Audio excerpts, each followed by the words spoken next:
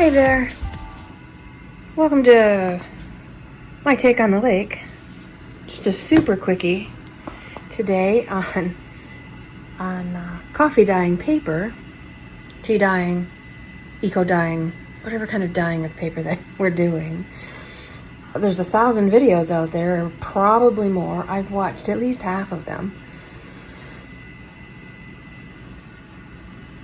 and picked up all kinds of different ways to do it, and I've done it several different ways. But the reason I'm making this video for you today is because I haven't seen anything about using the convection part of the oven. So what I've been doing these last few batches of dyeing paper, and I'm going to do a video on my epic eco dyeing fail.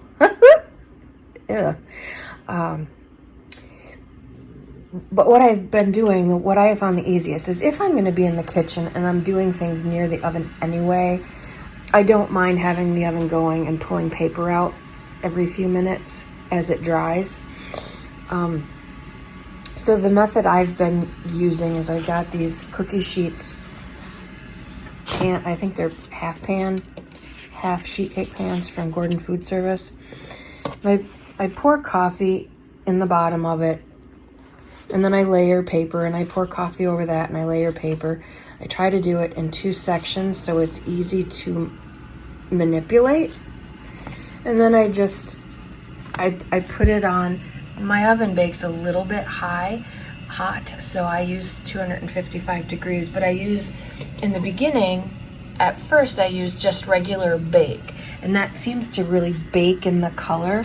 I watched a video recently, if I can find it, I'll link it, about the difference between, I think they were using avocado dye, the dye from avocado peels, the difference between baking it and just letting it air dry. And baking it seemed to really bring out that peachy, pink, sort of rosy gold color way more than just letting it air dry. So oven dyeing, I think, in many instances. Now in my fail video, one of the eco dyes that I used, there was not much of a change, and in the other couple there was a significant change. So yeah, that's a video for another day. But anyway, so once I bake it, I think I baked it for 11 minutes, and then I opened up the oven, brought it out, and flipped them.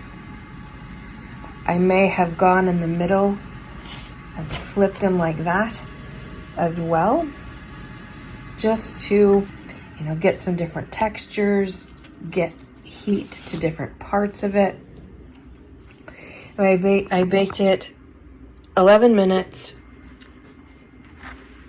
and then flipped it, and these are real moist. And by the way, when I put these in the oven, there was no liquid per se. If I tilted up the pan, it didn't pool. It had all soaked in. So now, after I baked it 11 minutes, flipped them over, baked it another 11 minutes on the regular bake, I turned on the convection part. Now it's convection. And what that is, if you have one, some people have them and don't even know they have them. Some people have them and have no idea why they have them or what it does. And before I bought it, I wanted to know, why did it matter? Did I need a convection oven? And it cooks a little faster when you're actually cooking food, not paper craft items, by moving the air around. So in the back there, you'll see a fan. And only when the convection part of that, when the convection option is on, that fan kicks on and it rolls all that hot air throughout the oven. Brilliant. And let me tell you how much better I think it dries out the paper. It takes a lot less time. Same temp. I haven't turned anything up. It's still the 255. So now what I do, you saw me flip the pages. I'm going to try to do this one-handed and try to stay in keep it in camera and not hit the dogs in the head. So I put it back in here.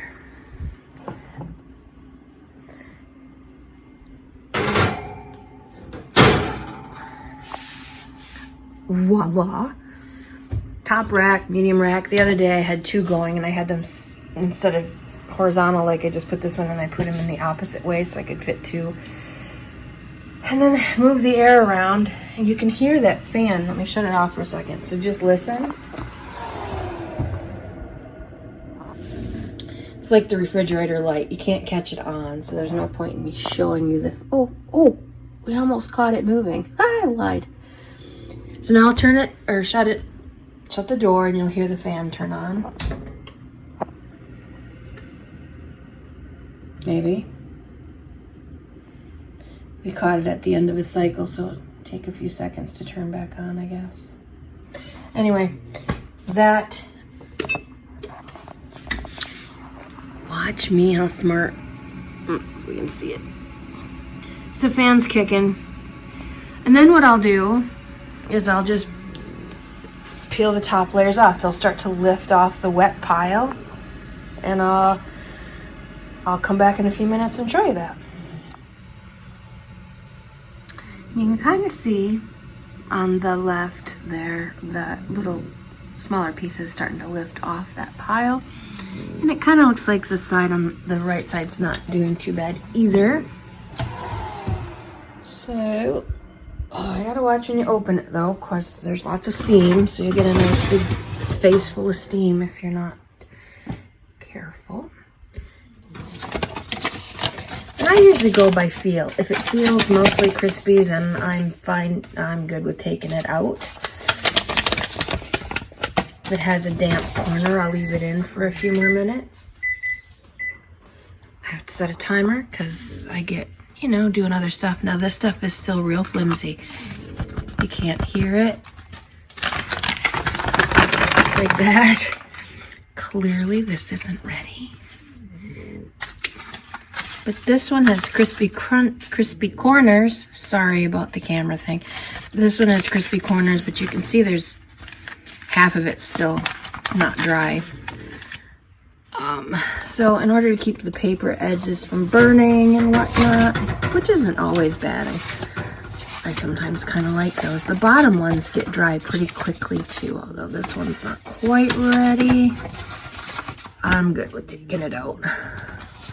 That one's not even close. And even though this is set at 255 and it's a very hot oven and the steam is ridiculously hot, the paper's very handleable. Of course, I have nails to pick them up off the pan, but it's not bad at all. So I just do most of it by hand. That bottom one's not done, but check out the cool feathering. And I like just pouring it in and layering them because you never quite know what you're gonna get. So I'll bring you back for one more session, and well, then you've already got the point. Use your convection oven. Blowing that air around makes this go a whole lot faster.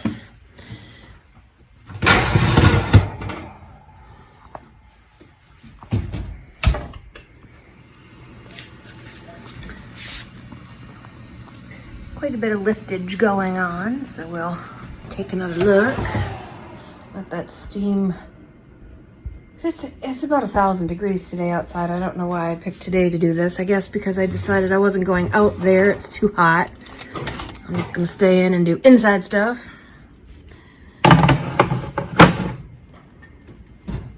Like turn the oven on and stick my head in it every 3 minutes. So these are the ones I pulled out a little bit ago. I got out my Pampered Chef cookie cooler. It's getting way more use drying paper than it ever did cooling cookies. I do bake, mostly for my dogs, but it's getting a lot more use. Now again, mostly crispy, has some damp spots, but if we put it over here on the pile, there's enough air. I've got the ceiling fan going because, like I said, 1,000 degrees outside today. They'll air dry, no problem. Very damp yet. Very damp yet. Very damp yet. I'm sorry. Try this again. These first 3 on top were still quite damp.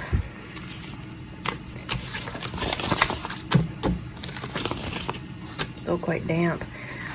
I'm gonna... bear with me while I get the hang of this filming thing. This is all new for me, so please bear with the newbie.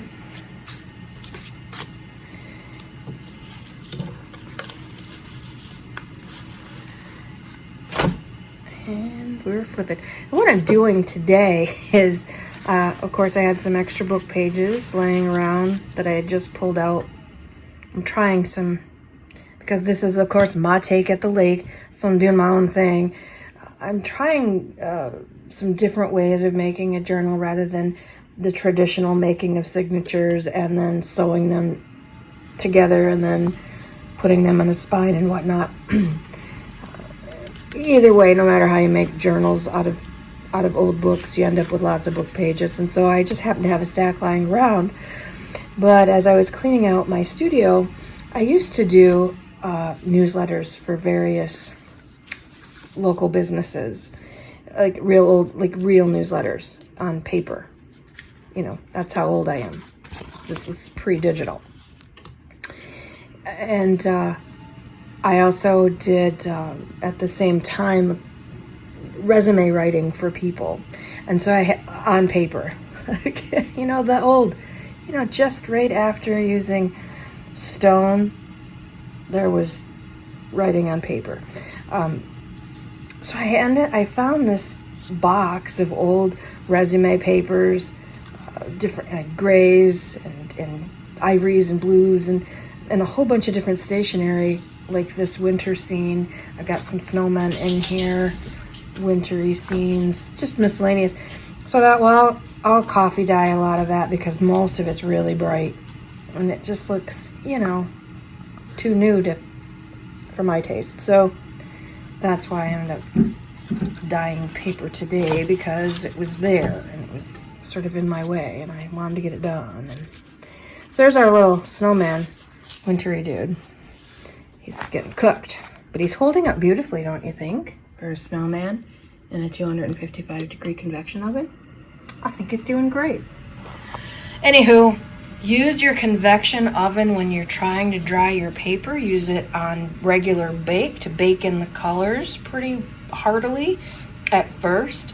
And then when you're happy with the color, and they will darken even, you know, so when they get about halfway color-wise where you want them, switch over to convection, same temp, and let that fan do some work for you. Let that handy dandy high dollar high tech tool work for you.